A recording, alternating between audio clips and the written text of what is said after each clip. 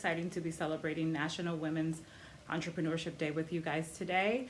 I have a panel of amazing women entrepreneurs who will be sharing their insight about building business and motivation and inspiration and what has led them to continue to grow.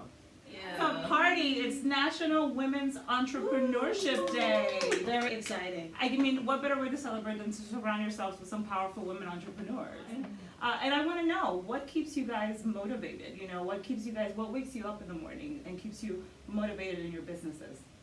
For me, it's the daunting reality of having 23 families kind of depend on us. Okay. So if I don't go into work, 23 families are going to be wondering why.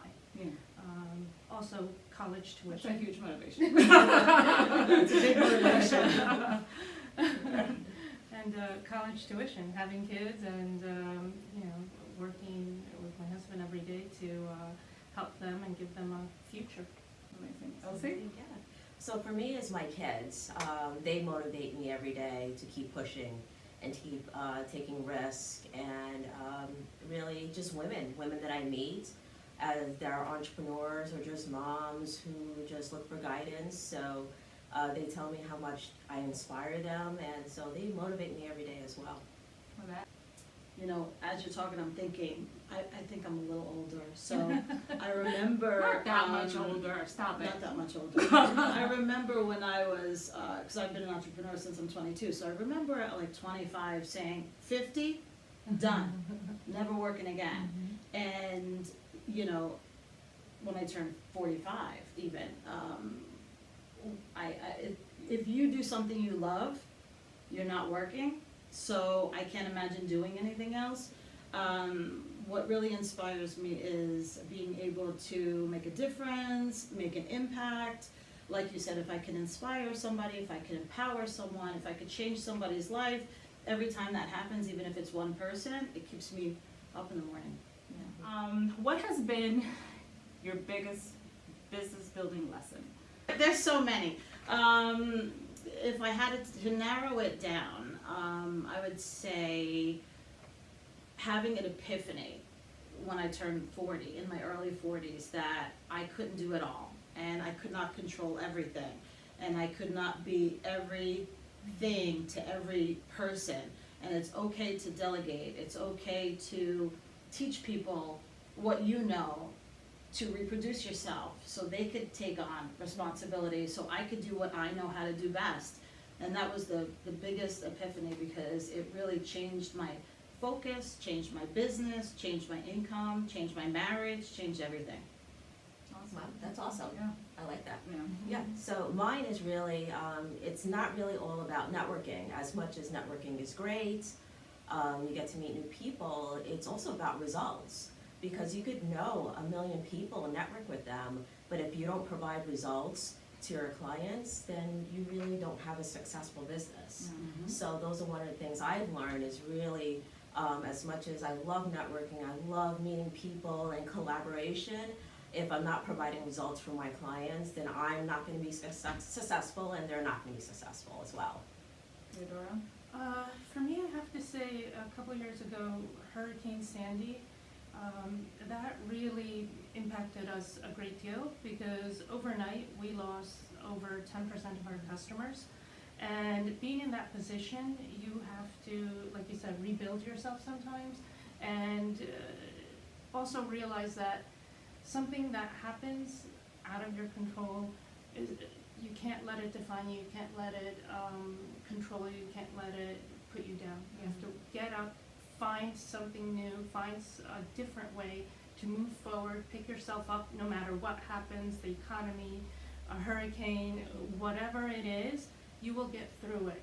Just have confidence in yourself and the people around you, and take support when it's offered, and get through whatever it is, and just keep persevering and keep pushing forward. I think that building a business has been a lesson in personal development for me. I think that when you marry the two and understand that you can't like show up in business one way and then be somebody else in your personal life, if you think that that's how it's gonna go, then it's gonna happen that way anyway. well, it's just a very, it's a very much harder role to play. I think that authenticity will always win, and when you show up as yourself, as you would treat a friend, you would treat your client.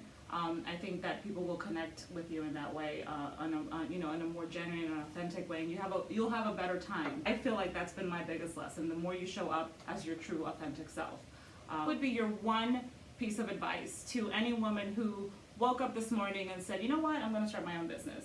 What would you tell them? One piece of advice I would say is really do your research and ask for help. Get mentors. Mentorship is amazing. I have amazing mentors here. And really just listen.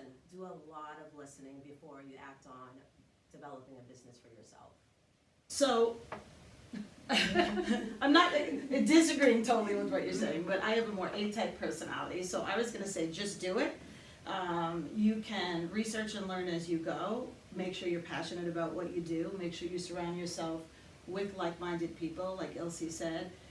There's nothing like it. If you don't surround yourself with like-minded people that are gonna support you, you will never succeed, and you'll never know everything. You have to keep learning every day. So if you wait till you learn everything, it's not gonna happen. So just do it, and do it, and do it. And I'm more pragmatic. Have a plan. Put up a marketing plan in place, a management plan, everything. And write it out. What do you want to do? What are your goals? What are you want to accomplish? And make sure you are comfortable financial-wise too. This is very important for starting a business and you're leaving other businesses or other jobs behind. You need to make sure you have money to get yourself through 6 months, a year. Absolutely. So Yes. put that money aside, make sure you can support yourself while you're building your business, and just have fun with it, enjoy it, and believe in yourself.